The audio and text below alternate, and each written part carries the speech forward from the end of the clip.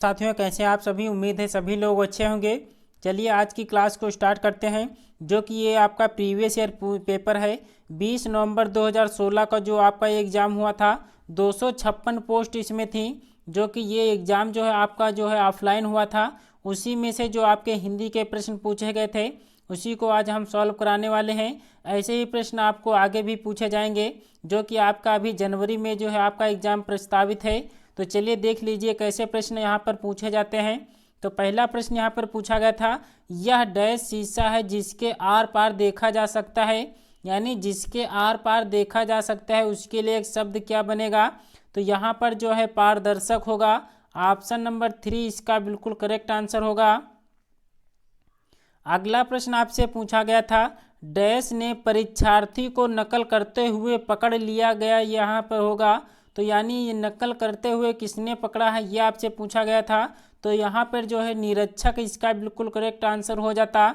अगला प्रश्न आपसे पूछा गया था, प्रश्न संख्या 68 से 69 निम्नलिखित प्रश्नों में दिए गए वाक्य में रेखांकित शब्दों के विलोम को पहचानना है। यानी विलोम शब्द आपसे पूछा गया है।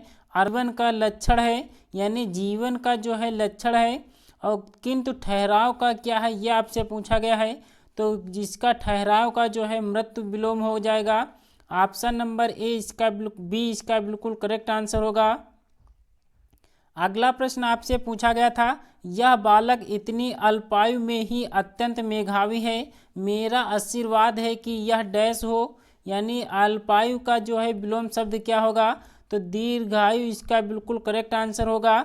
अगले प्रश्न का जवाब करना है। निर्देश प्रश्न संख्या 70 से 72 में बताना है कि निम्नलिखित वाक्यों में से रेखांकित शब्दों के 4 विकल्प दिए गए हैं। इनमें से सबसे अधिक प्रभाव शब्दों का चयन करना है। तो प्रभावी शब्दों का चयन करना है। 70 का जवाब करना है, परीक्षा में राम नरेश की प्रथम श्रेणी आई देखकर उसके साथी दंग रह गए। यानी इसका जो है आपसे पूछा गया है दंग रह गए यानी आश्चर्य में पड़ जाना। ऑप्शन 3 इसका बिल्कुल करेक्ट आंसर होगा। अगले प्रश्न का जवाब करना था, अकबर बीरबल विनोद नामक पुस्तक पढ़कर अपना आदमी लोटपोट हो जाता है। लोटपोट हो जाता है यानी बहुत प्रसन्न होता है। बहुत प्रसन्न होना इसका बिल्कुल करेक्ट आंसर हो जाता। अगले प्रश्न का जवाब करना था, तिलहनों का व्यापार करने से नागेश की तकदीर चमक उठी।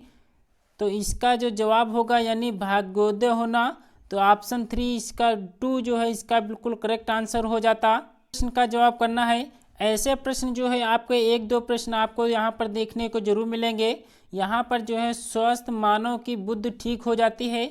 यहाँ से जो है आपको ये चारों क्रम जो है सही रूप से मिलाना होता है। तो इसका जो है आप देख लेना।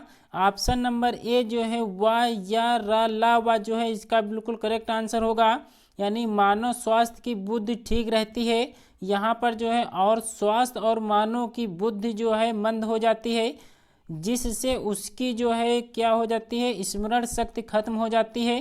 तथा आखिरी जो बचा ला बचा हुआ है आपका रा, तो स्मरण शक्ति के चले जाने से जो है अनेक प्रकार की बुराइयां आ जाती हैं। तो इसलिए ऑप्शन ए इसका बिल्कुल करेक्ट आंसर हो जाता। अगला भी प्रश्न आपको ऐसे ही करना है।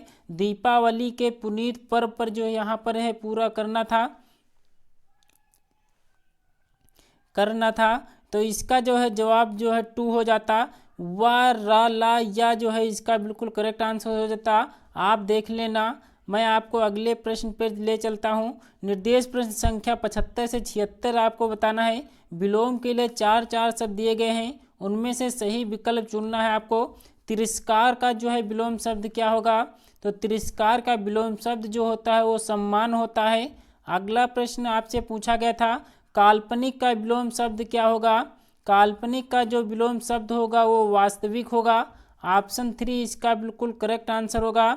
अगले प्रश्न का जवाब करना था, नीचे दिए गए वाक्य में से दिया हुआ है जिसमें किसी भी भाग में गलती हो सकती है।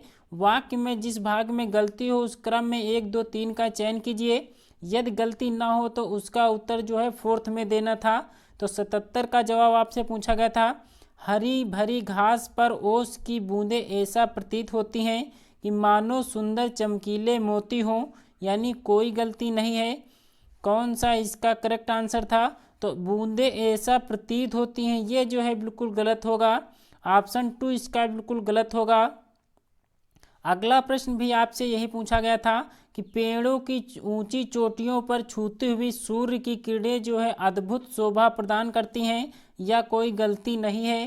तो इसका जो जवाब होगा ऑप्शन ए होगा, पेड़ों की ऊंची चोटियों पर छूती हुई, ये जो है इसका कोई वाक्य सही नहीं होता है, इसलिए ऑप्शन ए इसका बिल्कुल करेक्ट आंसर हो जाता। अगले प्रश्न आपसे पूछा गया था, प्रश्न संख्या जो है 79 से 80 में इन प्रश्नों में दिए गए वाक्यांश के लिए जो है विकल्पों में से एक शब्द आपको चुनना था। तो 79 का जवाब आपसे पूछा गया था, जो अनुकरण करने के योग्य हो उसके लिए एक शब्द क्या होगा, तो अनुकरणीय उसके लिए एक शब्द हो जाता।